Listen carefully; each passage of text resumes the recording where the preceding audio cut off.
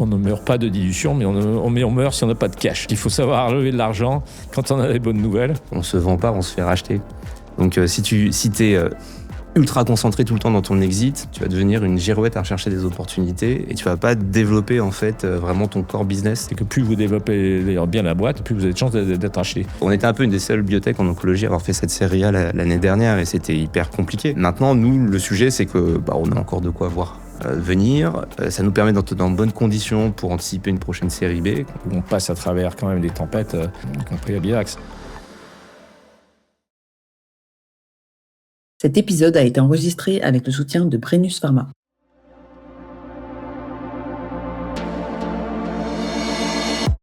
Bonjour à tous, bienvenue dans ce nouvel épisode de Pharma Minds. Aujourd'hui, finalement, c'est un épisode spécial puisque déjà, c'est le 50e épisode qui est diffusé. Donc, moi, je suis hyper heureuse. Et puis, en plus, cette fois-ci, j'ai pas un seul invité, mais j'en ai deux. Parce que ça va être un épisode spécial. On va faire un format cross-générationnel pour s'appuyer sur des parcours déjà de deux invités qui sont déjà passés ici. On a déjà eu leur histoire. Ce sont deux CEO de biotech qui sont à des moments de carrière tout à fait différents, qui sont dans des phases de produits complètement différents aussi. Et l'idée, c'est de voir qu'est-ce qu'ils ont à se dire et comment ils sont capables de faire que 1 plus 1 égale plus que 2. C'est parti pour comme invité aujourd'hui. Je vais commencer par qui ? Par Marc, allez. Priorité au plus expérimenté, Marc Celui qui a beaucoup de cheveux. Marc Degariden, donc le CEO d'Abivax. Bon, on le présente encore, mais voilà, Bivax, c'est une biotech française qui a ses produits en phase 3. Magnifiquement. Bonjour Marc. Bonjour. Et puis Paul Bravetti. Bonjour Paul. Bonjour Nathalie. Paul qui est du coup à la tête de Brennus Pharma, donc biotech en oncologie, qui commence des essais cliniques. Très fier de commencer ces essais chez l'homme. Exactement. Très excité par ces moments. Ouais. Super. Alors, ce que je vous propose d'aborder aujourd'hui, c'est on va parler d'innovation, valoriser l'innovation, on va parler de financement, on va parler d'exécution. Et puis terminer par le meilleur, le leadership, savoir comment on tient la barre dans ces bons moments et aussi dans ces tempêtes. Pour valoriser l'innovation, je vais commencer peut-être par Paul. Tu veux nous présenter un peu déjà ta science ? Qu'est-ce que c'est ? Qu'est-ce qu'on fait ? D'accord, tout à fait. Donc moi, je suis le CEO de Brennus Pharma. Donc Brennus Pharma, en fait, on est une start-up lyonnaise qui développe des nouvelles modalités en oncologie. Donc nous, nos modalités s'appellent les immunothérapies in vivo. Donc c'est-à-dire qu'on est capable en fait d'éduquer in vivo le système immunitaire du patient directement pour qu'il puisse ensuite cibler des cellules tumorales qui habituellement lui échappent et permettre de les détruire dès qu'elles apparaissent. Donc c'est vrai qu'on est sur des technologies qu'on peut appeler de rupture, même si c'est parfois un mot qui est un peu galvaudé. On est sur du first in class, donc purement de l'innovation avec tous les challenges qui ont attrait à l'innovation, que ce soit sur le caractère du financement, tu en as parlé, ou lorsqu'on est une première modalité, il y a toujours finalement un doute qui peut s'installer. Ça n'a jamais été utilisé chez l'homme. Et donc là, justement, on est dans une phase extrêmement passionnante pour nous parce qu'on a démarré nos premiers essais cliniques chez l'homme, en France et en Belgique. Ok. On peut avoir tendance à dire, c'est génial, c'est facile pour vous, vous êtes first in class. Non, je pense que c'est plutôt l'opposé actuellement quand tu es dans un contexte économique où tu vas chercher du dérisking. Et je sais pas ce qu'en pensera Marc, mais je pense qu'on est plutôt sur une phase de challenge plutôt qu'une phase facilitante. Voilà. Ok, super intéressant. Et Marc, du coup, la science, côté Abivax ? Abivax, c'était la découverte d'une molécule qui essentiellement promeut l'expression du MIR124, donc qui est une molécule micro-ARN dont la mission principale est de tempérer l'inflammation. Donc le MIR124 se retrouve uniquement sur les cellules immunitaires. Et au lieu de bloquer l'inflammation sur un seul canal, en fait, il agit et réduit les cytokines pro-inflammatoires sur plusieurs voies de signalisation inflammatoire. C'est ce qui rend, apparemment, en tout cas, au fur et à mesure qu'on avance dans l'homme, ces résultats très, très intéressants. Ouais, donc il y a aussi de la rupture. C'est un premier de classe et donc avec toutes les angoisses qu'il y a eu jusqu'à présent, parce que l'environnement est difficile, l'environnement économique, et donc les investisseurs n'aiment pas trop les choses qui sont un peu de rupture. Ça paraît un peu contre-intuitif. On se dit, si on veut faire la différence, en fait, il va falloir aller sur de la rupture. Il va falloir aller sur des choses nouvelles. Mais en réalité, comment on gère ça? Comment on regarde ça? On gère surtout, il faut essayer d'avoir des résultats assez rapidement, puis essayer de clarifier la science et de montrer qu'au fur et à mesure qu'on progresse, on dérisque en fait l'avancement de la molécule et qu'on la rend de plus en plus intéressante effectivement pour les patients. Donc ça veut dire qu'il faut commencer bien avec son innovation, essayer de faire des preuves qui rentrent dans les standards, qui sont très rassurantes, c'est ça? Comment on s'y prend? Oui, tout à fait. Je pense qu'il faut essayer d'avoir anticipé ces différents jalons et d'arbitrer comment on va justement investir pour arriver à ces jalons. Au vu, encore une fois, de ce contexte qui est un peu plus compliqué d'un point de vue financier, tu es obligé vraiment de arbitrer. Tu peux pas partir dans tous les sens. Ouais. Les levées de fonds sont aussi moins importantes, donc tu as moins d'investissement possible aussi. Et peut-être pour revenir à ce que tu disais sur le fait que ce soit contre-intuitif, moi je pense pas que ce soit contre-intuitif finalement, parce qu'un fonds d'investissement, il n'est pas là pour faire du développement pur, il est là pour dérisquer et il est là pour investir au moment où il va sentir que ça va marcher. Après, ce qui est un peu contre-intuitif, c'est qu'en effet, tu vois parfois un délai entre ce que le consensus scientifique arrive actuellement et les fonds d'investissement. Et ça, c'est dû au fait que, au vu de ce contexte, tu as des fonds d'investissement qui ont passé beaucoup de temps en fait à travailler réinvestir sur leur ligne existante. Donc peut-être un peu moins de temps aussi pour aller en conférence, s'informer. Et en même temps, en parallèle, nous on voit aussi beaucoup de pharma qui nous permettent aussi de nous aiguiller sur c'est quoi le futur, vers où il faut qu'on amène notre innovation pour être dans les cases et pas non plus trop sortir de ce qui doit être Ça veut dire quoi? intéressant Ça veut dire qu'il y a un momentum. C'est en fait, il faut laisser que la science soit arrivée à un moment, parce que par exemple la Vivax, ça fait aussi un petit moment que ça existe.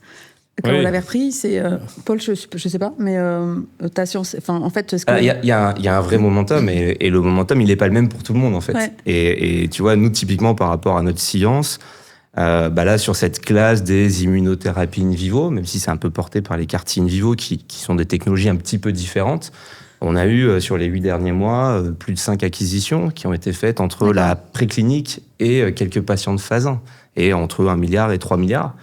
Donc ça signifie que nous, en termes d'innovation, on sent qu'il y a un momentum, mais ça veut dire qu'on anticipe aussi certains éléments early stage, typiquement le manufacturing, le CMC, qui parfois n'est pas toujours anticipé à ce moment-là, quand tu es en début d'essai clinique. D'accord. Et chez Abivax, comment vous l'avez regardé Le chemin d'abord a été assez long parce qu'effectivement, au départ, la société avait été développée le produit a été développé contre le VIH. Et pendant 5 ans, donc la société... Ça date de quand, les débuts de recherche sur ce produit? La fondation d'Abivax, c'était une boîte d'ailleurs qui s'appelait Spicos, qui était à Montpellier, issue du CNRS. Et donc entre 2009 et 2014, toute la science a été développée pour essayer d'empêcher la réplication du virus du VIH. Ouais. Et malheureusement, chez l'homme... en phase 2, on s'est rendu compte que la molécule n'était pas très efficace. Et puis après, c'est la sérendipité, donc c'est un peu par accident. C'est en se disant, ayant quand même appris de ce qui se passait dans le VIH, faire un test fonctionnel, et on s'est rendu compte justement que ce médicament, il promouvait un seul micro-RNA, le 124, parmi les milliers qui existent, et notamment dans les cellules immunitaires. Et donc après ça a été le démarrage vers la rectocolite hémorragique et les succès actuels. Mais du coup, être capable de faire ce choix, c'était un deuxième pari. En fait, il fallait être capable de faire une deuxième vie à la molécule. Oui, alors ça, on le doit bien évidemment aux chercheurs, toute l'équipe qui était en place. On le doit au fond aussi à Truffle qui a accepté de faire ce virage. Dès le début, ouais. Encore une fois, la nature de la molécule était tellement différente, tellement originale que les entrepreneurs et les investisseurs ont pensé que le jeu en valait la peine. Puis après, le relais a été pris par les médecins, des grands gastro-entérologues, notamment à l'université de Louvain, donc en Belgique, le professeur Séverine Vermeer, qui s'est rendu compte qu'effectivement, c'était vraiment, en tout cas dans le domaine technologique, une innovation de rupture. Et c'est elle qui a accompagné la boîte, grosso modo, jusqu'à maintenant. Ouais. Et du coup, il y a eu rapidement cette différence entre la perception Oui, des KOL parce qu'on a démontré que, justement, que dans les essais précliniques, qu'on n'était pas un immunobloqueur, mais qu'on tempérait un certain nombre de voies d'inflammation, notamment au niveau des macrophages et aussi de toute la chaîne de l'IL-6, et qui tempérait vraiment cette inflammation. Donc c'était très excitant de voir que cette petite molécule pouvait transformer éventuellement et modérer l'inflammation chez ces patients rectocoliques. Et c'est quelque chose industrialisé, c'est quelque chose que vous avez pensé aussi hyper rapidement, du coup ? Dans notre cas, c'était plus facile parce que c'est une petite molécule. Donc ça, c'est un des gros avantages. Et justement, dans la rectocolite hémorragique, la plupart des médicaments, ce sont des injectables ou des infusions.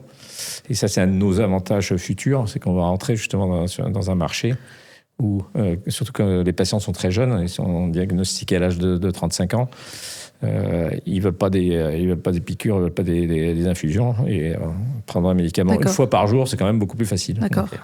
D'accord. Donc ça a été un peu il faut miser sur des molécules comme ça veut dire c'est quoi ?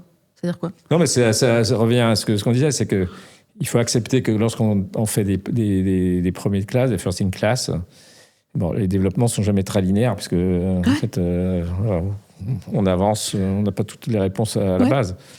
Et donc il faut des gens solides, il faut des gens, il faut de la science solide, il faut des investisseurs solides pour apprécier que tout ne va pas réussir du premier jour, mais on apprend, et au fur et à mesure qu'on apprend, on s'approche de plus en plus du bon but. Et le fait d'avoir... là, c'est de la science, en l'occurrence, issue du public. Paul, c'était de la science issue du privé. Est-ce que ça a changé quelque chose ? Est-ce que ça change... Marc, vous avez déjà vécu les deux ?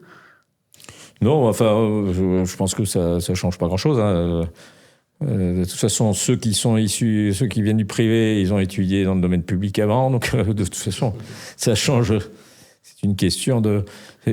ça dépend, je pense, du stade de développement où la molécule est prise, mais à la base, très souvent, ce sont les universités, ce sont les centres de recherche et la recherche fondamentale qui établissent justement le principe de la...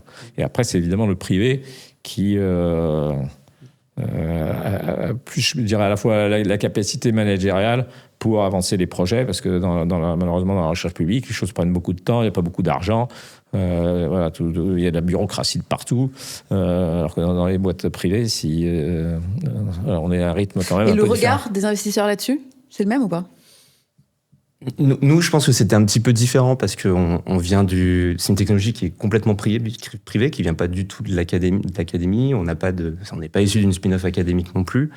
Donc, je pense que nous, pour le coup, on a dû asseoir aussi un peu la crédibilité scientifique, même si ces technologies qui sont des associations de technologies avaient existé aux États-Unis avec une efficacité intéressante d'ailleurs.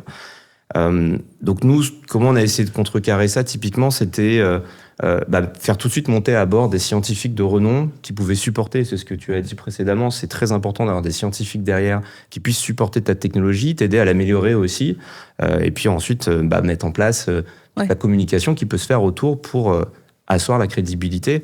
Après, je pense que les challenges sont différents aussi entre la partie privée et la partie académique. C'est-à-dire que quand tu es privé, tu as cette partie-là, en effet, où tu dois asseoir ta crédibilité scientifique. Mais après, tu as plus d'avantages sur la partie excellence opérationnelle, sur la partie mise en place. Pour le coup, les académiques, c'est pas ceux qui sont le plus connus pour être capables de gérer une entreprise aussi. C'est pas leur faire offense, ils ont d'autres qualités, bien entendu. Et puis sur la partie brevet aussi, quand tu as une licence, typiquement avec l'INSERM Transfer, tu parlais ça commence à un peu changer, mais de la vision par rapport à un VC. Je sais que les VC aiment pas forcément quand tu as un brevet qui est accolé à plusieurs licences versus un brevet qui est pleinement propriétaire de ta société, en fait. Donc, tu as un peu ces différences-là. Chez Abivax, vous l'avez senti ? Oui, la seule chose, c'est que la participation, on va dire, de la partie publique dans les brevets, même si elle était importante, d'un point de vue financier, n'était pas énorme. Donc, elle n'a pas handicapé la progression du développement. D'accord. Et à quel moment vous pensez accès au marché ? Alors, je pense qu'il y a évidemment plusieurs étapes. À la base, il faut quand même que ça marche. La technologie, oui, mais que le principe de ce qu'on fait qu'on ait quand même une appréciation, en tout cas à haut niveau, de l'intérêt thérapeutique. Et pour moi, le grand passage, c'est quand même c'est la phase 2. À mon avis, c'est la phase 2 qui va déterminer le design de la phase 2. Le design de la phase 2, les caractéristiques, quelle population cible on va cibler, etc. Et c'est là où la différenciation devient, à mon avis, indispensable, avec des systèmes de remboursement qui sont extrêmement tendus un peu partout, et donc apporter des médicaments qui apportent vraiment une valeur ajoutée par rapport à l'existant, et pas une copie, la 10e copie d'un vieux mécanisme d'action. Ouais, d'accord, c'est quand on voit en fait quand on va arriver et du coup quel sera le marché. Mais ça commence en phase 2, et donc l'importance de la phase 2, du coup il faut faire une phase 2 probablement un peu plus grande qu'on pourrait penser. Ça dérisque aussi la phase 3, parce que les phases 3, les coûts sont beaucoup plus élevés. Et donc tout se joue dans la phase 2, à mon avis. Ça veut dire que il faut déjà avoir testé une direction. La phase 2, il faut déjà avoir cette direction. Alors après, il y a eu la phase 1 où on teste la molécule principalement pour la safety. On monte différentes doses. Et c'est ça aussi qui va essentiellement orienter ce qu'on va faire en phase 2 aussi. Donc c'est quand même tout ça une continuité. Mais je pense que la grande inflexion, là, il y a beaucoup de valeur ajoutée ou de valeur qui est détruite dans le développement d'une boîte de biotech. C'est dans la phase 2. Et Paul, en rentrant en phase 1, tu commences à voir qui va être là, éventuellement en phase 2. C'est des questions que tu commences à... Pour nous, dès le début, en fait. Dès le début, c'est-à-dire que si je prends l'accès au marché au sens peut-être un petit peu plus large, c'est-à-dire avec toute la partie aussi développement du CMC et de la plateforme manufacturing, nous, c'était un peu l'ADN de Brennus. On a un de nos cofondateurs, en fait, qui vient du développement pharma. Donc, quand on parlait d'arbitrage, nous, on a investi très tôt aussi, et c'était peut-être un risque qu'on a pris aussi dans la plateforme CMC, dans la partie standardisation. Et maintenant, je pense que c'est plutôt, justement, ça revient en point positif, en fait, dans notre projet.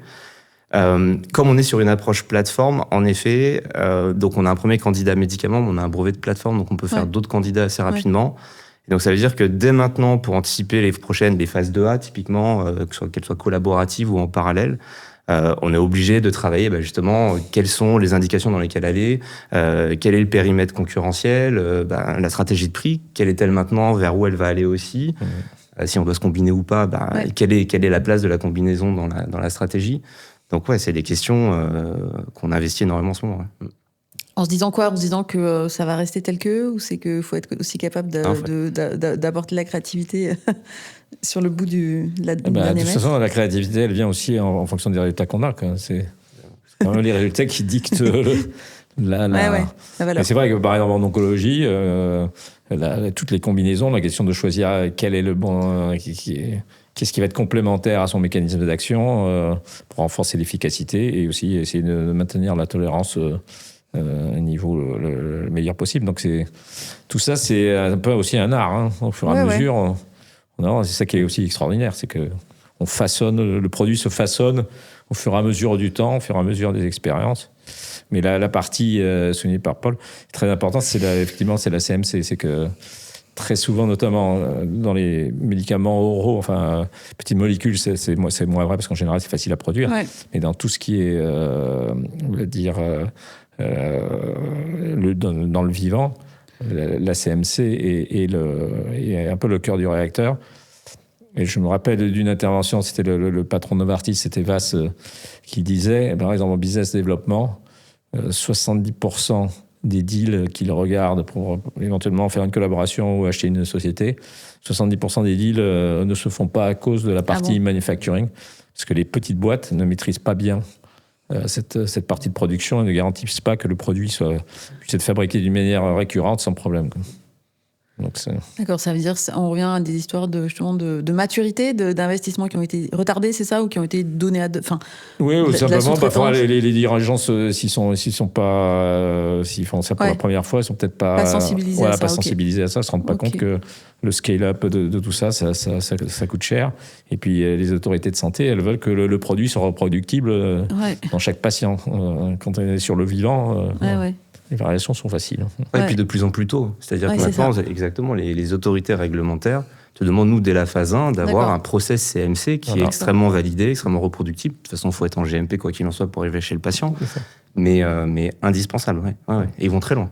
Et plus les technologies sont nouvelles, sont compliquées, plus ça demande en fait Faire de la pédagogie. d'aller au bout, quoi. Ouais. Ouais. Aussi pour expliquer, parce que forcément, tu as misé sur des tests aussi, parce que tu es sur des technologies qui n'existent pas forcément, donc tu es obligé d'orienter aussi D'accord. ton CMC. Heureusement, tu as des pré-meetings avec les instances réglementaires qui te permettent aussi d'anticiper ces sujets-là. Mais tu n'es pas à l'abri qu'au moment où tu fais ton dépôt, tu as une instance qui te dise attendez, ce test-là, finalement, on n'est pas trop sûr. Et toi, tu as investi quoi? Peut-être 300 000 € dans ton test que tu vas mettre à la poubelle. Donc voilà, ça demande de l'anticipation, ça demande. Je me souviens quand j'étais en Big Pharma, je travaillais sur les plans à 20 ans, plans à 10 ans, plans à 20 ans, Big Pharma française. Et l'objectif, c'était d'analyser les signaux faibles.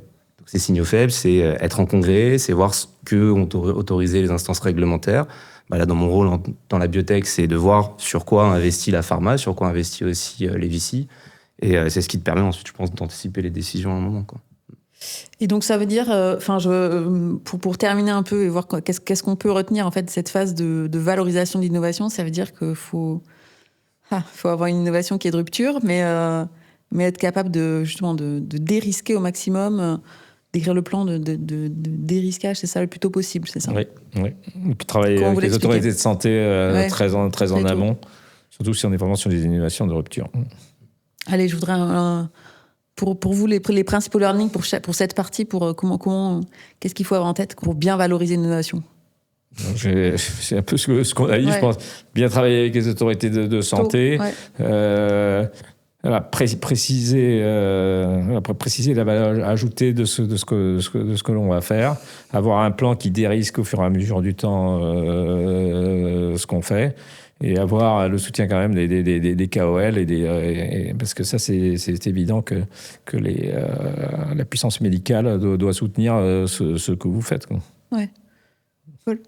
Oui, puis anticiper en fait des jalons qu'on pense qui devraient arriver plus tard. Parce que D'accord. finalement, on a des collaborations et des deals qui se font de plus en plus tôt en fait. Il D'accord. faut être prêt. Ouais. D'accord. On peut passer au financement. Si vous êtes, si vous Les sous. si vous Les sous. Avec plaisir. le nerf de la guerre. Là aussi, vous avez chacun opté pour une stratégie différente. Il y en a un qui est coté, un qui est privé. Comment s'est fait ce choix? Qui veut commencer? Non, mais tout commence en privé, hein. Toutes les boîtes sont à la base ne se cotent pas. Du jour au lendemain. Oui, c'est très rare. Même si il y a quelques années, en 2020, en tout cas aux États-Unis, il y a eu un peu un optimisme important et des boîtes très très early stage ont été cotées. Mais de manière générale, la progression, c'est vous êtes financé par des investisseurs privés, d'ailleurs qui ont des profils un peu différents au fur et à mesure qu'on avance dans le développement de la molécule et de la boîte. Et puis après, effectivement, il y a un moment où il faut savoir est-ce que je vais à la bourse ou pas.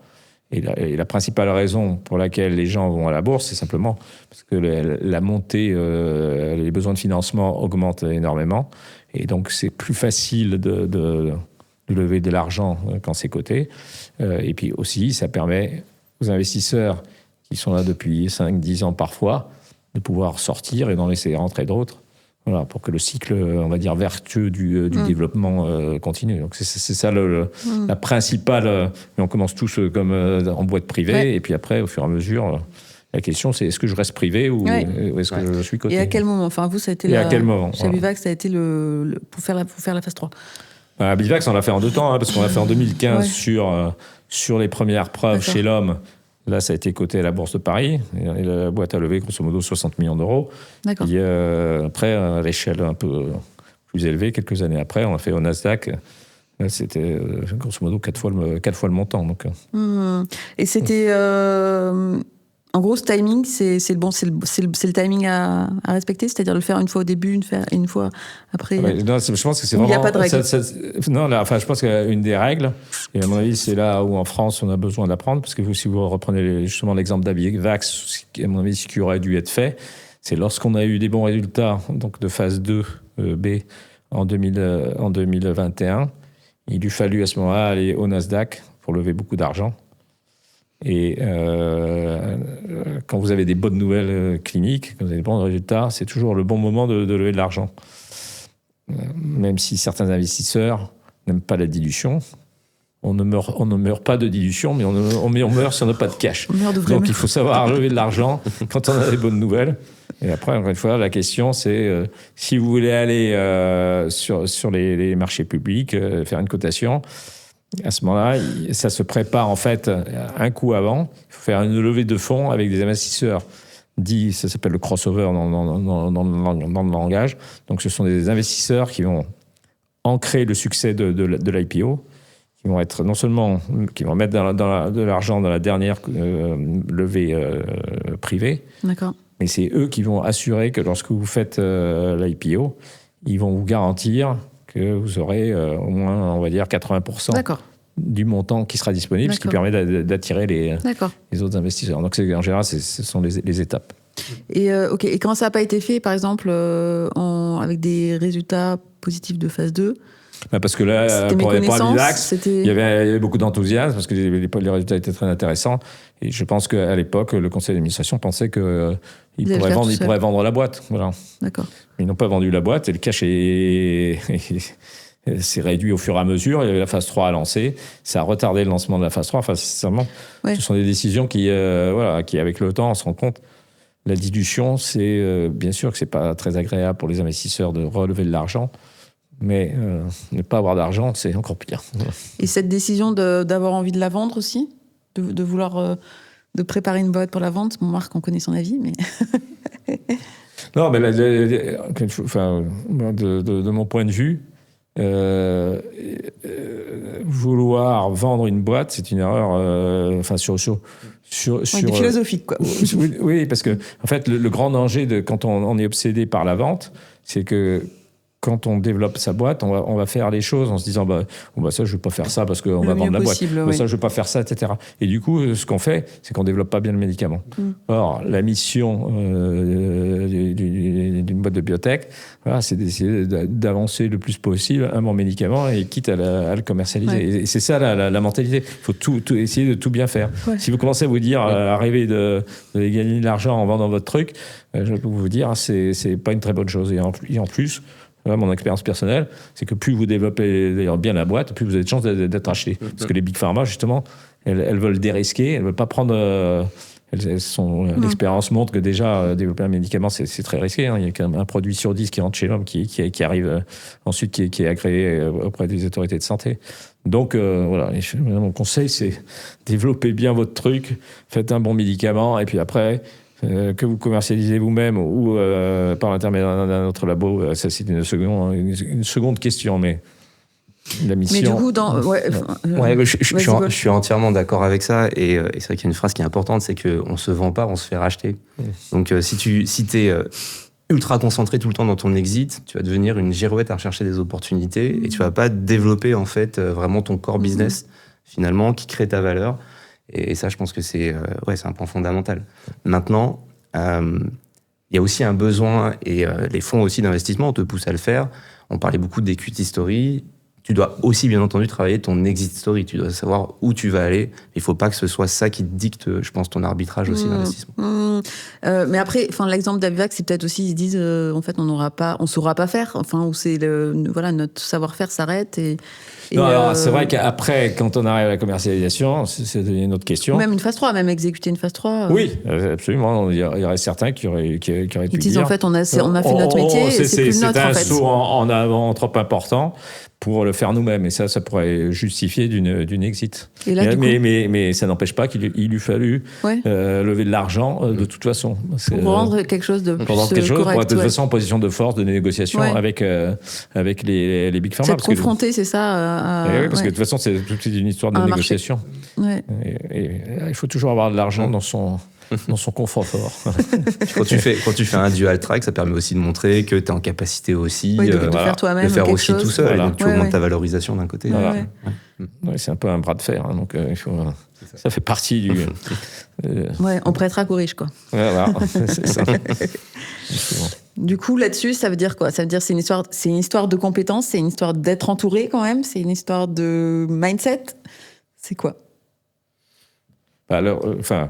De résultats aussi cliniques. Enfin, il faut avoir les résultats, bien je sûr. pense que c'est data Oui, aussi, mais hein. alors c'est vrai que si on veut coter, si on revient à la cotation, il est vrai que c'est quand même un grand changement pour la société dans la manière d'opérer, parce que vous êtes obligé de faire du reporting, vous êtes constamment avec les analystes financiers, avec les investisseurs. Moi, je passe pour Abivax, alors évidemment, notre notoriété maintenant elle est mondiale. Mais je passe plus de 50% de mon temps. Je passais toute la semaine dernière, j'étais à Miami, j'étais à New York. Je suis sollicité tous les jours, quasiment tous les après-midi. Je passe mon temps avec des investisseurs. Donc c'est quand même un changement assez brutal Et donc c'est pour ça que lorsqu'on fait ça, il faut avoir des équipes en dessous de vous qui soient les plus compétentes possibles pour avancer les projets, parce que D'accord. Sincèrement, sinon c'est pas moi qui fait beaucoup avancer les choses, même si je regarde un certain nombre de choses, mais le passage en tout cas à la cotation, ça a aussi il vous faut un très bon directeur financier, enfin c'est toute une animation, les normes comptables, etc. Ça coûte de l'argent aussi. Tu vois, nous, en tant que privé, on s'est bien entendu poser la question de la cotation. Après, même si au moment de la série A qu'on avait fait l'année dernière, finalement, le marché économique, alors sur Euronext, c'était catastrophique. Et donc là, on ne voulait pas courir après la cote. Donc, c'était clairement mis de côté. Après, il y a toujours la partie, est-ce qu'à un moment, on va se coter au Nasdaq? Parce que finalement, c'est ça aussi qui permet de tenir. Et comme tu l'as dit, d'augmenter aussi très rapidement tes capacités de financement, et beaucoup plus rapidement que sur la partie privée. Maintenant, ça coûte beaucoup d'argent aussi. Donc, il faut bien garder le stade de développement de la société. Nous, sur une phase 1, c'est trop tôt. C'est trop tôt. Mais ça peut rester une option ouverte, en effet, dans un dual track, triple track aussi, qui peut être mis en place dans le futur. Et ce passage d'étape, c'est ça aller au Nasdaq, il est obligatoire, enfin, il devient quasi obligatoire, c'est ça? Il deviendrait à partir de résultats sérieux de phase 2? C'est-à-dire que si vous prenez Abivax, quand on a regardé pour lever beaucoup d'argent, nous, il fallait qu'on lève au moins 250 millions de dollars à cause de la phase 3. On a fait la liste des investisseurs dans le monde. Alors, c'est quand même pas mal orienté US et Europe. Les banques nous ont aidés. Sur 200 investisseurs, il y en avait 180 qui étaient aux États-Unis. D'accord. Donc, vous pouvez faire en Europe beaucoup de choses. Mais vous êtes très limité. Si vous voulez lever des assez gros tickets d'argent, le passage aux US est quasiment indispensable. Maintenant, il y a la bourse aussi de Hong Kong qui se développe grâce au développement chinois aussi. Mais là où après les privilégiés, c'est le Nasdaq. C'est là où vous avez les meilleurs analystes, c'est là où vous avez les meilleurs investisseurs. C'est là où vous êtes confronté à la rudesse et à l'exigence de ces gens-là. Mais c'est là où vous progressez le plus parce que quand vous êtes confronté avec ces investisseurs, vous apprenez beaucoup. Et eux-mêmes ont vécu plein d'histoires, ils ont eu plein de choses. Et ça vous rend plus fort, c'est évident. Non, et puis il y a la question aussi, même en dehors de ce côté, en fait, aux États-Unis, c'est à quel moment une biotech va se positionner aux États-Unis, avec même à travers un siège. Ouais. Donc nous, ça, on s'est vraiment beaucoup posé la question. On a été évalué aussi combien ça nous coûterait. Donc, c'est pas un secret. Hein. Si tu te mets à Boston, tu auras des charges fixes qui seront assez importantes de par le siège, de par les salariés que tu vas employer sur place. Donc, nous, un peu, ce qu'on a mis en place, une sorte de soft landing. Donc, en fait, on a mis en place des collaborations sur place. On a des board members indépendants aussi qui sont intégrés à Brennus et qui sont basés à Boston, sont basés aux États-Unis et vont aussi pouvoir faire l'écho de ce qu'on peut faire en Europe. On est très très présent aussi là-bas. Finalement, moi je suis très présent aux États-Unis et je pense que nous, le bon moment sera au moment où on aura la ND au niveau de la FDA qui sera validée. Donc là, on a fait une soumission récemment. On risque d'en avoir un Q1 2026. Donc là, on pourra se poser les questions, se dire voilà, là c'est le bon moment de rentrer avec un essai clinique qui va démarrer aussi aux États-Unis et de commencer à investir. Et je reviens sur les histoires de dilution, de perte de contrôle. Comment ça doit se regarder aussi? Ça, c'est un dialogue entre les investisseurs, d'une part, et puis le management. Hein. Le management, lui, il est principalement là pour exécuter, pour développer le médicament. Les investisseurs, c'est à eux justement de se mettre d'accord entre eux et puis d'avoir cette évolution par rapport, encore une fois, à ceux qui arrivent, qui sont plutôt spécialisés en early stage, dans des développements précoces. De ceux qui sont plus dans le scale-up, parce que chacun, encore une fois, apporte ses compétences. Et donc, tout est en fait dans l'art de progresser, parce qu'au fur et à mesure que la boîte évolue, de se faire confiance pour progresser, les besoins aussi des investisseurs, leur valeur ajoutée, c'est un travail d'équipe. Le développement des médicaments, il y a évidemment l'équipe de management, etc. Il y a les médecins, les centres, etc. Mais les investisseurs, ils ont une grosse valeur ajoutée aussi à apporter. Et ce qu'il faut, c'est trouver justement un syndicat d'investisseurs aussi qui s'entendent bien. Parce que parfois, ils peuvent aussi se taper un peu sur la figure là, de temps en temps.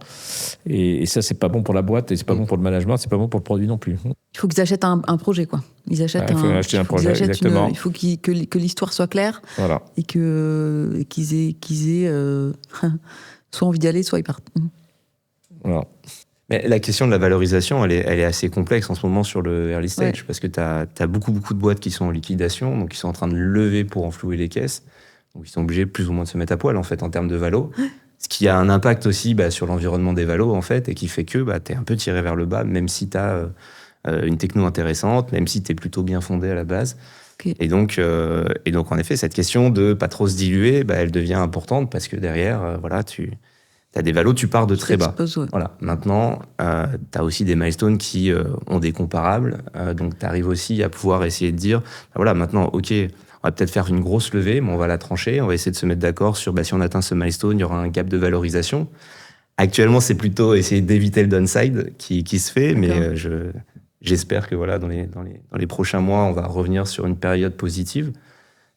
Et en effet, c'est un savant équilibre à avoir entre ces investisseurs et ces futurs investisseurs aussi, et du besoin de financement que tu as, quoi. Et du coup, pour se protéger de tout ça, c'est... Se protéger, c'est pas très facile. Hein. Si je reprends l'histoire, ce qui s'est passé, c'est en 2020, il y a une espèce il y avait tous les investisseurs qui étaient, on va dire, en early stage, qui ont gagné énormément d'argent, parce qu'ils sont partis, les boîtes ont fait des IPO à des valorisations astronomiques. Donc là, ces investisseurs-là, ils étaient très heureux. Ceux qui ont acheté, qui ont continué l'histoire, ils ont acheté à des valorisations extrêmement élevées. Et qu'est-ce qui s'est passé ? Évidemment, les cours de bourse se sont cassés la figure, ont perdu plus de la moitié. Et donc, à terme, c'est un peu l'effet décrit par Paul, c'est que du coup, la valorisation des boîtes privées, à cause de ces excès de 2020, eh bien, les investisseurs publics se sont fait avoir, parce qu'ils ont perdu quand même plus de 50% de leur valeur, on dit aux investisseurs privés, maintenant, quand vous allez arriver, vous commencez, donc tous les tours de valorisation privée se sont réajustés à ce moins 50%. Donc même si la boîte privée était en train d'apporter de la valeur ajoutée avec des nouveaux milestones, les nouveaux investisseurs pour financer le cycle disaient oui, vous êtes gentil, mais nous on s'est pris une sacrée prune là, avec les excès passés, et donc voilà, nous on va venir à tel niveau. Donc c'est cette période qui est très très difficile, qui justement demande des efforts aux investisseurs pour faire ce qu'on appelle les down rounds, ce qui est plaisant pour personne, et c'est pire pour le management qui lui est en train d'essayer de développer la chose, qu'il avance, et en fait la valorisation de la boîte ne se fait pas à cause de ces problèmes historiques. Mais depuis quelques mois, là, on sent que le marché est en train de repartir, le marché public cette année, le marché biotech, l'index XBI marche mieux que c'est la première fois depuis très très longtemps. Donc on peut espérer que au niveau des boîtes privées, les valorisations vont recommencer à partir vers le haut et à rentrer dans un cycle un peu plus vertueux, quoi. Et puis grâce aussi aux efforts de marque. Abivax, t'as une valorisation qui est exceptionnelle actuellement. Donc ça fait aussi un peu faire de lance français. Ça permet de resituer aussi la France sur la map des biotech mondiales. Et forcément, c'est vrai, quand tu parles à des fonds américains, tu as ces sujets-là qui peuvent revenir. Oui, vous, biotech française, vous arrivez aussi à faire de la belle science, de la belle technologie. On a Thierry Abriba aussi, avec l'histoire d'Amolyt, qui nous a permis d'avoir une caisse de résonance intéressante à l'international. Donc moi, j'ai beaucoup d'espoir aussi que les valorisations puissent remonter dans notre secteur. Et c'est quoi le learning à faire pour pas que ça se repasse pareil ?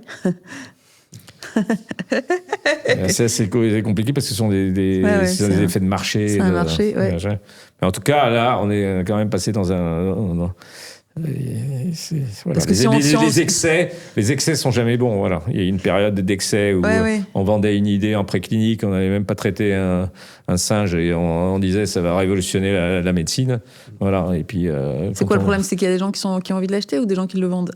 Non, mais c'est vrai. Non, mais il y a des gens qui et ça c'est vrai aux États-Unis peut-être encore plus, qui vendent des magnifiques histoires, qui savent faire ça. Certains investisseurs se font prendre un peu dans cette vente, on va dire, commerciale. Mais bon, il en demeure pas moins que c'est un secteur fantastique. La création de valeur, on le voit par exemple avec Abivax, mais avec d'autres boîtes, elle peut être massive. Si vous développez vraiment une belle technologie qui va aider les patients à survivre ou à être mieux et avoir une meilleure qualité de vie. Il y aura toujours, ça sera toujours à un moment ou donné reconnu, a priori, récompensé. La seule chose, c'est que le chemin, entre-temps, est un peu sinueux et un peu chaotique. Voilà. Et c'est comme ça qu'on perd ses cheveux. Voilà. Non, mais et en fait, faut garder le cap parce que c'est vrai que sur ces 2 dernières années, ça a été extrêmement compliqué. Et ceux qui ont pu sortir la tête de l'eau, maintenant, finalement, ça a filtré aussi un peu ce qui se passait entre ce qui était de la belle techno, mais qui n'avait pas beaucoup de bases fondamentales derrière aussi pour permettre de l'appliquer. Et je pense que là, on arrive dans un moment où justement ceux qui ont réussi à garder la tête hors de l'eau par différents moyens, ils vont s'en ressortir grandis parce qu'ils seront un peu plus seuls finalement sur le marché. Et il y a de nouveau, en effet, des capitaux qui sont là présents. Donc il y a un besoin aussi d'investir. Ouais.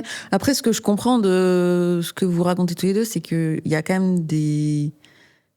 En fait, ça permet de progresser aussi, quoi. C'est que ça permet aussi de professionnaliser tout le monde et d'expliquer qu'en fait, on peut pas, arriver un peu aussi en croyant juste en sa science ou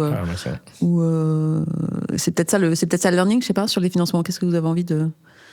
Oui, ce qui ne vous tue pas vous rend plus fort. Donc, tant que vous êtes en vie, vous avez de l'espoir. Voilà. Et on devient de plus en plus fort. Hein. Si on a réussi à avoir d'argent, Oui, c'est ça, mais même ça t'oblige à avoir tout le temps cette conscience d'arbitrage. Alors c'est vrai que je pense que quand tu fais des séries A à plus de 150 millions, tu peux dire, là j'ai ma plateforme, je vais investir un peu partout et puis on va regarder ce que ça va donner. Ah non, tu peux pas faire ça. Voilà. Ouais, de sélectif, quoi. Sélectif, et focus. Voilà. Et de focus. C'est ce qu'on voit, en tout cas, ça a donné chance à Abivax d'être ultra focus. Est-ce que c'est, en fait, des choses à garder en tête moi, j'y crois beaucoup parce que à chaque fois, ça a marché. ça a marché. Mais j'ai appris ça, moi, chez Amgen, au temps où Amgen était quand même une relativement petite boîte de biotech. Et on était confrontés, on avait les Johnson & Johnson, des Roche, etc. contre nous. Donc, ce sont des boîtes fantastiques. Et on s'est rendu compte que lorsqu'on est bien focalisé, lorsqu'on est vraiment proche des médecins, lorsqu'on développe de la bonne science, quand on fait que ça, on est meilleur que les autres parce que simplement, eux, ils font plein de trucs en même temps et que les jours en ont que 24 heures. Et donc, si vous passez plus de temps que les autres, d'ailleurs, si vous écoutez Elon Musk, c'est ce qu'il dit aussi. Hein. Elon Musk, il dit la raison pour une grande partie de son succès, c'est pendant que il travaille 6 heures, moi je travaille 12 heures, parce que je travaille sur la même chose et on fait mieux que les autres. Donc, je pense que la focalisation, elle a quand même de grandes vertus. Et quand on a des moyens de toute façon limités, ça devient aussi assez... Tu n'as pas le choix. Paul? C'est focus. Je pense que Marc a tout dit. On n'a pas le choix. Mais vous, le fait d'avoir aussi un candidat médicament et une plateforme, ça c'est aussi 2 choses. Complètement, c'est arbitrer à quel moment on développe notre lead asset au maximum, parce que sur le lead asset, tu peux aussi faire des extensions d'indication. On a beaucoup de potentiel sur le premier asset. Et puis après, il faut aussi que tu sois capable de montrer que tu peux reproduire le succès ou pivoter si besoin avec ta plateforme. Donc tu dois aussi trouver le bon équilibre entre jusqu'où faire avancer tes autres assets de ta plateforme pour à minima, et moi c'est à mon sens, montrer des preuves de concept, même si c'est qu'au stade de pilote, que ta plateforme est vraiment là, elle est existante et qu'elle va supporter la suite. Voilà. Ok. L'histoire, quoi. Construire l'histoire. Ok, merci. Je vous fais parler un peu d'opération. On est obligé d'aller aux États-Unis au bout d'un moment. Du coup, ça veut dire mettre des équipes là-bas. Ça veut dire... Et j'ai l'impression que ça vient quand même assez vite. Abivax, c'est venu, quoi, phase 3 ? Oui, on l'a fait lorsqu'on a reçu pas mal d'argent pour essayer de... Mais quand on passe au Nasdaq, je dirais que c'est presque un passage forcé. Hein. Il faut, parce que les investisseurs américains regardent avant tout le marché américain. Il faut rappeler que c'est le marché américain qui finance la recherche mondiale. Hein. Rappelons-le. Le président Trump le dit d'une manière un peu violente.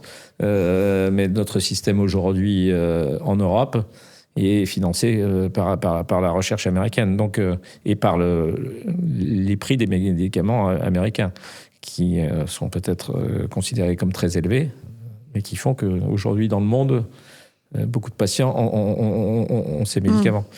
Donc il faut se préparer pour les US, et effectivement, préparer pour les US, ça coûte cher. Mais c'est un des passages obligés si vous voulez vraiment valoriser la boîte. Alors après, il y a toujours des exceptions. Il y a peut-être des boîtes qui ne sont pas si développées aux États-Unis, qui arrivent à se vendre et à progresser. Mais quand même, la voie royale, c'est passer par les US, et donc avoir des équipes qui comprennent le marché américain, avoir une filiale donc, aux US, et avoir les KOL américains qui vous soutiennent aussi. Ouais, complètement. Et puis, c'est vrai que même la pression des prix qui est mise en place par les lois Trump, en fait, sur les sociétés aux États-Unis, pousse aussi ces sociétés à aller beaucoup plus tôt sur des collaborations ou même des deals, parce que les valorisations sont forcément plus basses plus tôt. Et donc, nous, ça nous oblige aussi à repenser aussi notre façon d'arriver aux États-Unis. Donc, peut-être plus tôt, peut-être avant finalement une phase 3, bien entendu, ou même avant un début d'une phase 2 pivotale. Après, ça n'empêche qu'il y a toujours ces problématiques de charges fixes derrière qui sont accolées à une arrivée aux États-Unis. Donc, voilà. Mais typiquement, quand tu parles de fonds d'investissement américains, déjà, ils sont très intéressés par les sciences qu'on peut avoir en Europe et par les sciences françaises. Tout le monde connaît Gustave Roussy, tout le monde connaît les grands centres académiques. Après, c'est pas pour ça qu'ils vont rentrer chez toi, par exemple, si t'as pas de fonds connus français typiquement ou européens, ils ne rentreront pas parce c'est comme ça qu'ils fonctionnent. Ça fonctionne par le peer-to-peer, donc ils ont besoin d'avoir quelqu'un à côté qui va crédibiliser aussi leur approche. Et donc ça, je pense qu'il faut déjà bien travailler ses bases en Europe avant de complètement se déployer aux États-Unis. C'est mon sens, c'est mon avis. Ouais. Avis partagé. Ouais. Tout à fait. Ouais. C'est ça, commencer. Après, dans une précédente vie, à chaque fois, vous l'avez fait par vous-même, en propre, rentrer aux US, et ça a marché. Ça marchait. Moi, je reprends l'exemple qui est quand même assez différent, qui est une boîte qui est beaucoup plus ancienne, mais Ipsen. Le jour où Ipsen a vraiment décollé, Ipsen était une boîte tout à fait honorable et très bien, mais ce qui a fait quand même la grande différence, c'est quand on a lancé aux États-Unis la somatuline, on est allé, il y avait beaucoup de gens qui disaient à partir aux États-Unis, vous allez vous planter, etc. Il y a eu d'ailleurs quelques tentatives qui n'ont pas été très, très productives. Mais c'est être aujourd'hui, dans le monde de la santé, ne pas passer aux États-Unis, c'est, à mon avis, c'est ne pas valoriser au mieux ce que vous avez fait. Non, on ne passera pas l'étape super F1. Ça va être compliqué. Voilà, ça va être compliqué. Ça va être long et pénible. Ouais. Ok. On parlait quand même d'argent qui est en quantité limitée. comment on a l'ambition et en même temps on reste frugal? Est-ce qu'il y a des choix, des erreurs de choix d'allocation de ressources où vous vous dites en fait je l'ai pas bien fait? L'allocation de ressources, ça c'est un des grands sujets, je pense, notamment du CEO, du directeur général. Parce que c'est vrai que la tentation est toujours de faire pas mal de choses, il y a toujours des nouveaux projets, des nouvelles idées. Et donc, il faut être extrêmement discipliné sur l'allocation des ressources. Après, sur les moyens en tant que tels, c'est bon,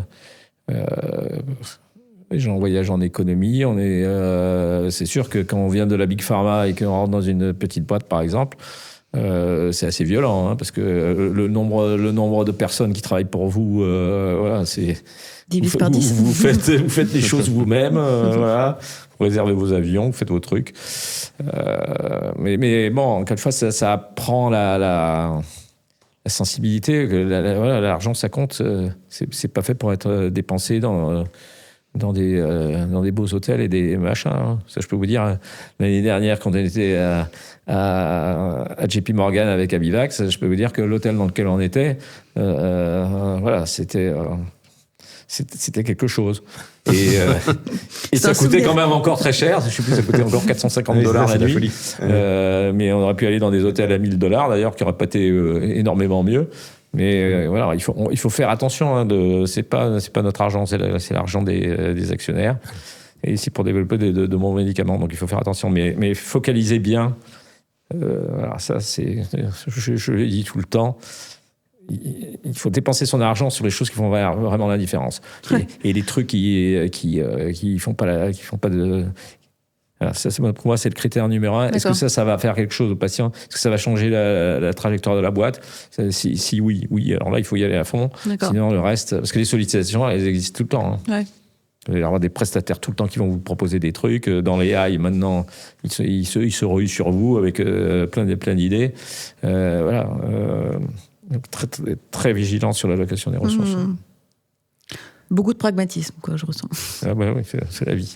Après, l'autre différence aussi, c'est que si tu n'as pas de budget, tu n'es pas payé aussi. Donc c'est aussi ça. Donc tu es obligé d'arbitrer tout ce que tu vas faire. Et puis tu peux pas te cacher aussi. C'est-à-dire que tous tes choix que tu fais, ils sont bien entendu discutés avec le board, discutés avec tes collaborateurs. Mais c'est toi, en tant que CEO, qui fait ses choix finaux et qui doit porter la responsabilité de ses choix. Donc ça engage aussi, je dirais, la vie de l'entreprise. Tout ce que tu fais. Ouais, le futur de l'entreprise. Ouais. Et en fait, Paul, maintenant, tu es dans une période en fait un peu de vallée de la mort des biotech, quoi, ce qu'on se dit en disant on attend des résultats un peu plus consistants pour. Du coup, ça veut dire, c'est un peu la période où personne te regarde, mais en fait, c'est justement tout ce que tu fais quand personne te regarde, quoi. Ouais. Alors, moi, j'ai l'impression qu'elle a un peu shifté cette vallée de la mort. Ouais. Nous, je pense qu'on y était il y a encore un an, quand on était dans la série A, où là, c'était quand même. Ouais. On était un peu une des seules biotech en oncologie à avoir fait cette série A l'année dernière, et c'était hyper compliqué, très, très honnêtement, parce que justement. Tu es en attente de tes autorisations d'essais cliniques, tu es en attente de savoir si ton scale-up manufacturing va fonctionner, si justement tu vas avoir assez de financement pour faire l'essai que tu as envie de faire et que tu avais prévu, sur lequel tu t'es engagé. Donc là, on en sort un peu parce que finalement, alors bien entendu, on est tout le temps en train d'aller rechercher de l'argent et c'est ça qui est, à mon sens, le plus fatigant dans le rôle de CEO parce que tu es tout le temps en train de revenir dans une quête de recherche d'argent et ça te prend du temps qui, malheureusement, doit être équilibré aussi avec l'opérationnel parce que tu peux pas oublier l'opérationnel parce que tu es en train de faire ta levée de fonds. Donc ça demande beaucoup d'éléments de concentration. Maintenant, nous, le sujet, c'est que on a encore de quoi voir venir. Ça nous permet d'être dans de bonnes conditions pour anticiper une prochaine série B qu'on démarrera, si tout va bien, on l'ouvrira, je pense, Q1 2026. Et là, justement, d'être plutôt, pour moi, dans une vallée verdoyante où on a nos premiers résultats cliniques qui sont très prometteurs. Donc, ça amène aussi beaucoup de passion pour tous les salariés, en fait, qu'on a chez Brennus. Beaucoup de motivation. Et ça permet... là, on est dans une phase où on crée de la data, où on est en effet un peu plus sous le radar, mais on crée de la data pour justement avoir cet un peu effet waouh au moment où on va ressortir du bois pour la série B. Ouais. Et... si on parle des gens du coup qui sont dans ces momentum, on a c'est Marc qui disait c'est les gens qui font les phases 3, c'est pas du tout les mêmes gens qui font les phases 1. Du coup, comment on arrive à naviguer là-dedans, comment les gens du coup s'adaptent aussi? Comment ça se passe? Il faut faire une évaluation des besoins de ce qui aura été ce qui est à faire et de voir si les gens qui sont là ont les compétences. Alors, comme toujours, il y a des gens qui sont capables qui grimpent, qui sont capables toujours de grimper, ils changent de métier, ils changent de vie, c'est ça? Ils apprennent, ils ont cet appétit à apprendre, on les voit. Et donc, ceux-là, évidemment, il faut investir en eux, il faut continuer. Et puis, il y en a d'autres où, malheureusement, ils sont un peu fixés sur leur truc. Il faut pas trop les bousculer, etc. Et ils pensent qu'en plus ils sont les rois du monde. Et ça, c'est assez problématique. Donc voilà, donc il y a des moments, il faut savoir faire évoluer les choses. Mais ça dépend vraiment du stade de la société, de la technologie, des besoins, du réglementaire, par exemple, direction financière, si vous allez faire une cotation. Ça s'emboîte mais c'est vrai naturellement. qu'il y a quand même le scale-up et pas une... moi, ce que je constate avec le temps, rien n'est impossible, mais c'est très rare de voir des gens qui arrivent à faire tout le temps très bien, quoi. Donc, voilà. Et on a nos forces et nos faiblesses, hein, chacun d'entre nous. Donc voilà, ce sont des choix. Donc il faut bien, c'est là où le board joue un rôle très important, c'est d'aider aussi le management pour dire tiens, regarde, là, vous allez avoir peut-être besoin de ça, etc. Ou vous avez besoin d'expertise aux US, voilà, telle personne. Donc c'est un peu un... Mais les choix de l'humain sont quand même fondamentaux, quoi. Parce que tout se fait par l'homme, donc il ne faut pas se planter. Et c'est vrai que nous, quand on était dans cette vallée de la mort, on avait quand même une pression qui était énorme sur les salariés, hein, parce que tu ne pouvais pas recruter à ce moment-là. Et donc, en effet, il faut essayer de sentir à quel moment tu te dépasses un peu les limites aussi des capacités de tes salariés, et à quel moment, en effet, même si ça va peser sur les charges fixes, il faut embaucher une ou deux personnes qui vont faire la différence. Et donc là, c'est quelle personne t'embauche, parce que il faut le faire vite, il faut le faire bien. Et ça, c'est des vraies questions que il faut qu'elle soit capable de changer et le potentiel qu'elle va avoir. Ouais. Et y compris pour le dirigeant. Complètement. Le dirigeant aussi, à quel moment on sait qu'il va falloir passer la main ou qu'on n'est plus la bonne personne? Comment on le voit? Je pense que de toute façon, la pression en tant que dirigeant, on la reçoit. C'est le board qui vous met la pression parce que soit vous délivrez pas vos résultats, etc. Ou tout simplement, ou même par moment, il y a des choix de vie personnelle où on n'est plus autant disponible, on va faire autre chose, on a des soucis, il peut y avoir des soucis extérieurs. Et ça, c'est tout à fait acceptable. La seule chose, c'est qu'il faut qu'il y ait je pense, un dialogue franc avec ses employés pour dire comment est-ce qu'on exploite au mieux les talents de ces personnes. Ce qu'on a, et de ce qu'on a. Et parfois, ça les fait évoluer. Parfois, il y a des gens qui vont très bien réussir dans d'autres aussi cadres. Parce que chaque boîte a un peu ses valeurs, son système aussi. Une des choses qu'on n'a pas évoquées, mais auquel je crois beaucoup, c'est le travail d'équipe. Hein. C'est créer un environnement, ça c'est le rôle du patron, où chacun se sent responsable de ce qu'il fait, mais on travaille en équipe. Voilà. Ouais. Et ça, en France, peut-être par notre éducation, où on est très, très, quand même assez éduqué, élitiste, je connais tout, je sais tout, je pense à tout. Dans le médicament, où on imbrique quand même des compétences très différentes, et il faut que le travail d'équipe est très important. Donc là, par exemple, une des qualités, c'est pas uniquement d'être le plus fort ou la plus forte dans tel domaine, c'est comment est-ce que j'arrive à travailler avec mes collègues pour qu'ensemble on développe le meilleur médicament. Donc ça, ce sont des choses auxquelles il faut être sensible, mais en général, le conseil d'administration, avec l'expérience, vous le rappelle, et puis... Puis c'est la vie, hein. On apprend tout le temps. Après, il faut avoir l'envie d'apprendre. Il y a des gens qui veulent apprendre, il y a des gens qui veulent pas apprendre, il y a des gens qui veulent rester dans ce qu'ils font, machin. Ouais. C'est honorable, mais en tout cas dans les boîtes de biotech, c'est très difficile d'évoluer dans un tel système, quoi. Ouais, je suis assez d'accord. On te le fait savoir, hein. C'est-à-dire que je me souviens d'une personne qui m'avait dit tu verras, après la levée, tu vas sentir une grosse pression sur ton poste. Et c'est vrai qu'en effet, avant une levée de fonds, alors là, tu n'as personne qui peut prendre ta place. Mais après, quand la levée est faite, que le siège est un petit peu plus beau, on va dire, tu sens une pression. Tu sens en effet que tu as des gens qui peuvent être intéressés de poursuivre le chemin qui est maintenant bien lancé. Après, moi, de mon côté, j'étais un peu sûr de mes bases parce que finalement, la partie pré-levée, c'est la partie que je maîtrisais le moins. Je suis un first-time CEO dans la biotech, donc j'avais jamais fait de levée de fonds. J'avais pas mis en place de société à proprement parler.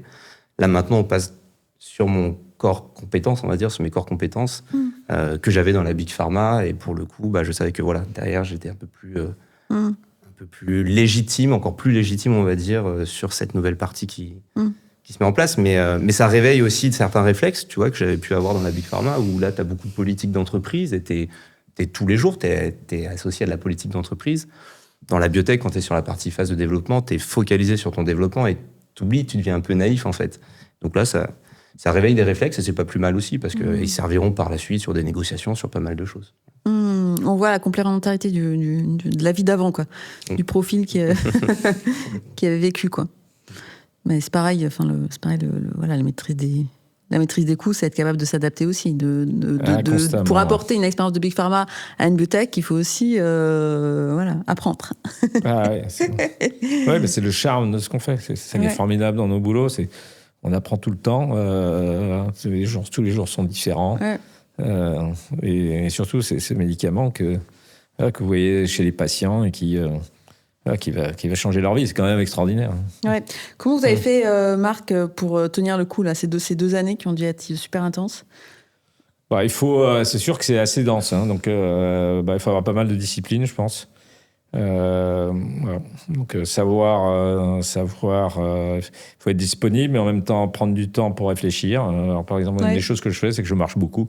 Ouais. C'est une des manières de me détendre et de pas m'exciter trop. Pour être, pas trop m'énerver, parce que je pense que aussi une des qualités d'un des dirigeants, c'est et certainement en biotech où on passe à travers quand même des tempêtes.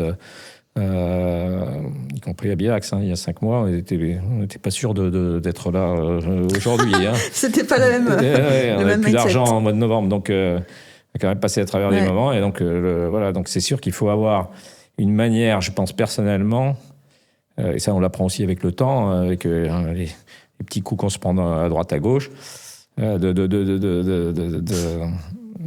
se concentrer sur l'important, et puis après il y a les choses, il faut pas trop s'énerver parce que la matière humaine s'excite sur des choses qui sont parfois très très stupides. Donc il fait faire monter sa pression artérielle sur des stupidités, c'est pas une bonne chose. Donc ça on l'apprend, je pense, aussi un peu avec le temps. C'est ce que j'essaie de faire. D'accord. Mais la gestion du temps, elle est fondamentale. Et puis après, c'est vrai aussi, je pense que les dirigeants, ils ont besoin d'avoir beaucoup d'énergie, parce que si on n'a pas beaucoup d'énergie, on tient pas le coup. Donc ça, après, il y a des gens qui l'ont, je dirais, naturellement, d'autres qui l'ont pas. Ça, c'est la loi de Darwin, malheureusement. J'ai la chance d'en avoir. Naturellement, vous en êtes doué, mais... Voilà, je pense qu'on ne peut pas être dirigeant si on n'a pas beaucoup d'énergie. Ouais, je pense que c'est essentiel. Il faut de l'énergie, il faut être capable de puiser aussi dans ses réserves pour se dépasser. Moi, je fais beaucoup de parallèles avec le sport, ou même le sport de haut niveau, en fait, quand tu es dirigeant d'entreprise. Tu as une préparation mentale, tu as une préparation physique que tu dois avoir. Manager aussi ton temps, optimiser ton temps, c'est essentiel. Être capable d'équilibrer aussi, quand c'est possible, le temps familial et le temps professionnel. Et tu sais que tu as des cycles aussi. Sur nous, pendant la levée de fonds, pour le coup, le temps familial, il était aussi un peu mis de côté. Et ça, c'est clair et net. Et tu vois, typiquement, on parlait des fonds d'investissement. Donc j'avais un fonds, on travaillait les critères ESG après la série A, et ils me disaient mais Brennus Pharma, sur les critères ESG, vous êtes parfait, écologie, vous avez le gender mix. Par contre, il y a un critère qui va pas, et ça vient de toi. T'as pas pris assez de congés, en fait. J'avais pris, je crois, 11 jours de vacances dans toute l'année. Et en gros, elle me dit, c'est pas possible, parce que tu dois montrer l'exemple, tu dois aussi tenir le coup, parce que... alors c'est positif, mais c'est aussi pour eux aussi. C'est que derrière, il faut que tu puisses assumer les responsabilités qu'on t'a données. Donc, moi, je pense qu'il y a beaucoup de choses, quand je suis stressé, c'est la passion qui prend le dessus. Moi, j'adore être avec les collaborateurs, j'adore voir ce qu'on est capable de faire, d'être parti de zéro et d'amener ça et de se dire, il y a énormément de potentiel, jusqu'où on peut aller, et c'est cette partie passion. Puis après, c'est la partie famille aussi qui te ressource et qui te permet aussi que quand tu as un coup de moins bien, t'as 2 enfants en bas âge, tu joues un peu avec eux, t'es obligé d'être à 100% avec eux et t'oublies tout le reste, en fait. Ça reste un marathon. Ça, c'est sûr, c'est une course de fond. Oui. Course de fond, avec des sprints. Oui, c'est ça. Mais ce que tu dis, je pense sur la vie perso est aussi très importante. La famille, après chaque personne a un peu ses... avoir des passions aussi en dehors, des trucs qui vous distraient, qui vous font se sortir un peu de la machine là, qui a broyé, là. Parce que ça vous rend encore plus fort, quoi. Et c'est d'ailleurs comme ça que vous supportez beaucoup plus, encore une fois, la pression. Vous parlez pas de ralentir, mais c'est pas ralentir, mais ça veut dire prendre du recul. Enfin, avoir des soupapes. Ah oui, il faut avoir des soupapes. Mm. Moi, je passe une semaine au ski. Après une semaine au ski, je suis reparti. Comme je vais prendre ma retraite. Et puis, au bout d'une semaine, j'ai dit, je ne prends plus ma retraite. Voilà. Donc, Ça a bien marché. C'était un exemple. Il faut trouver des moyens pour ça. Mais c'est sûr que la famille, c'est quand même la chose, je pense, la plus précieuse. Donc, Paul, j'aimerais savoir, c'est le conseil qu'on ne te donne pas, mais que tu aimerais entendre. Pour terminer. Ouais, je pense que c'est lié un peu à ce que tu disais, à notre culture aussi, peut-être un peu française, où on a un peu la peur de l'échec aussi. Tu vois, moi je me souviens, j'ai une anecdote quand j'étais justement chez Roche, jeune, chef de produit, j'avais 2-3 ans d'ancienneté, et finalement j'ai récupéré à un moment un gros portefeuille de produits, où j'avais 40 millions en CA annuel à gérer. Mon boss venait de partir au global. Ma big boss, elle, finalement, avait un gros plan interne de restructuration à gérer, donc elle ne pouvait pas s'occuper de moi.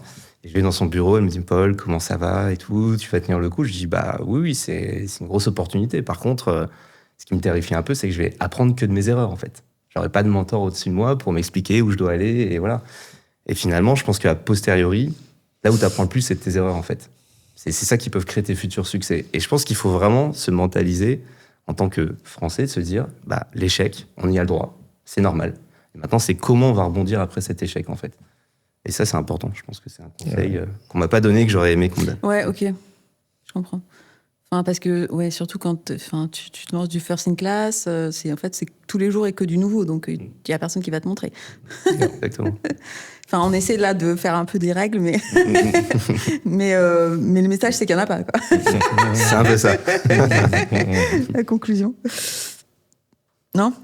Oui, Marc, tous les jours, c'est se réveiller et de se dire, en fait... non, mais je pense que l'apprentissage de ses erreurs, c'est sûr. Apprendre, réagir, ouais. Il faut pas avoir peur. Faut pas avoir peur. Et puis, voilà, on est des êtres humains, on fait des erreurs. Et certainement, en tant que dirigeant, je pense qu'on a la responsabilité aussi d'assumer ses erreurs et de le dire publiquement. Donc, c'est pas une chose qui est très facile à faire, de dire qu'on s'est planté.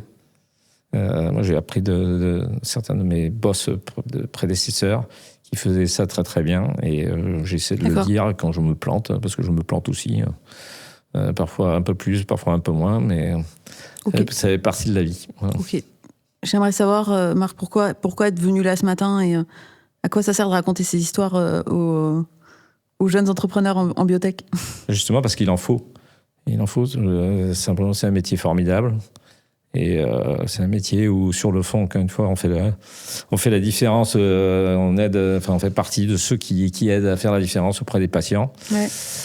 Et c'est le plus beau métier du monde. Il y a de la science, c'est dur, mais c'est simplement extraordinaire. Donc, il nous faut plein de jeunes pour continuer l'aventure. Voilà. Ouais, on voit que, en tout cas, c'est une multitude de compétences. Et on se dit, en tout cas, je pense que c'est l'histoire d'Abivax qui fait aussi rêver, qui réveille de se dire un peu un fond, une mentalité française de dire, en fait, on peut faire des trucs cool. Donc, merci à vous. On a eu 2 visions de vie, de parcours d'entreprise. Merci à vous. Si les auditeurs ont des questions à vous poser, qui veut faire le service? Sans aucun problème. Sur LinkedIn, il n'y a pas de souci. Merci à vous. Et merci Nathalie. Merci beaucoup. Merci d'avoir écouté cet épisode de Pharma Minds. Si cet échange vous a inspiré, abonnez-vous à la chaîne et partagez cet épisode à quelqu'un que ça fera réfléchir. Et pour aller plus loin, retrouvez mes décryptages et conseils leadership dans la newsletter. Le lien est juste en dessous.